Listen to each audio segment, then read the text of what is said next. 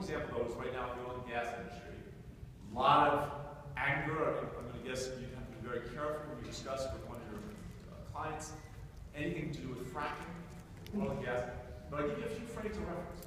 First, oil and gas in the state is a $39 billion a year industry. 110,000 employees. 110,000 employees. Average wage is $80,000 a person, right? And many of those jobs are about college degrees. Very hard to replicate. So then you say, all right, well, that's well and good. But we've heard, so I got a master's in geology, I spent 5 years in oil and gas. Directional drilling, one of the great innovations in the last 20 years, came out of Denver. It started kind of up in the Colorado School of Mines. It was driven by a company called Mitchel Energy, largely in Texas, but the ideas came out of here. And then hydrological fracking, where they push this kind of silty, muddy slurry of mud into the formation, right? And it props over the little microfractures so they can get more of the gas out. That also was innovated here. And it's an industrial process, right? If it's done poorly, it could be dangerous, no question, right? Just like any industrial process. We don't have an example in this state. We do 5,000 wells get fracked per year in Colorado. We can't find an example where when it ever has gotten into groundwater, right? Up here in Colorado, the water wells are about 800 feet, 900 feet max. Fracking takes place at 8,000, 9,000, 10,000, 11, 12. There's more than a mile of rock down separately. So the only place you can connect is if in drilling the well, they put a steel pipe down, they put concrete around it, another pipe. I mean, there's 5 redundant systems to make sure that well integrity is there. But that's where the possible failure could happen, should happen. But it really doesn't. So now the question is, and this is what your clients are really going to be concerned about. So what about that air quality? Well, what we did yesterday, so we announced the first national regulations on methane that were the result of the oil and gas industry coming to us, saying we think we're losing the trust of the people. They think we don't care about the environment, and that's not true. And we're willing to spend what it takes to make sure that we have the cleanest air and the cleanest water. And when I say that we're getting back to being a national model, what uncommon looks like, we should be pro-business, relentlessly pro-business, but with high standards. And the oil and gas industry, when they stood out there yesterday, so we had executives from 3 of the largest companies standing with the representatives of the environmental, all the various environmental organizations, and all claiming victory.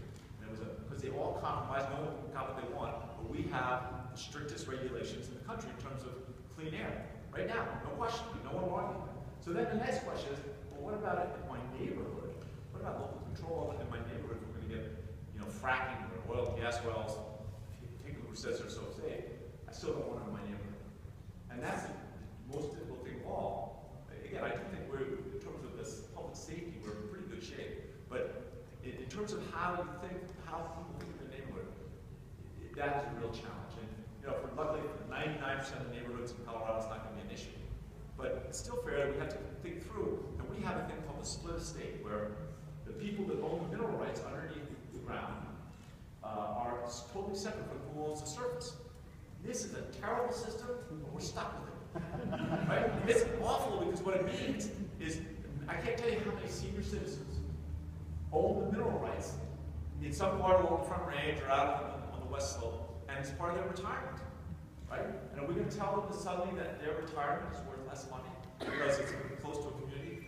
I think what we have to do is figure out what's the dialogue to make sure that when an oil and gas industry is going to go ahead and explore close to where people live, that they should be more sensitive and be conscious of noise and what it looks like visually. They build fences I mean, it happens in relatively few places.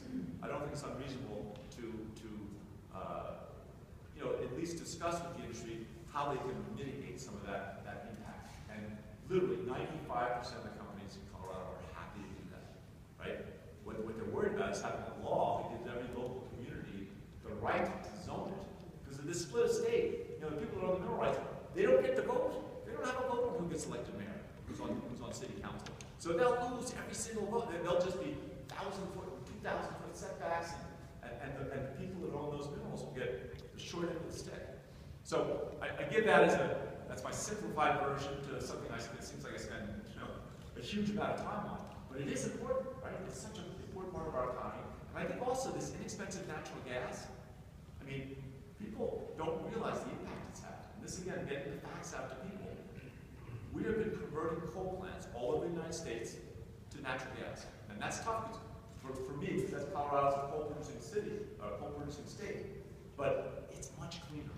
And we are now, remember the Kyoto protocols that the U.S. never signed them? We are halfway towards compliance with Kyoto. Based on, and 85% of it's the result of converting coal plants to natural gas plants. And they're so much cleaner. We're now back to, on a per-person basis, we are back to the carbon per person in the United States of when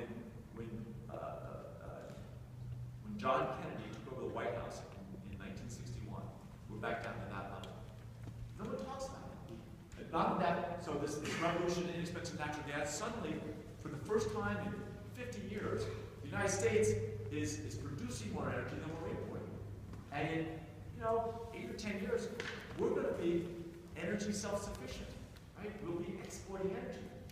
This is transformational to our economy and to international diplomacy. I mean, I think it's going to make the world a safer place, but it does come with some difficult discussion points.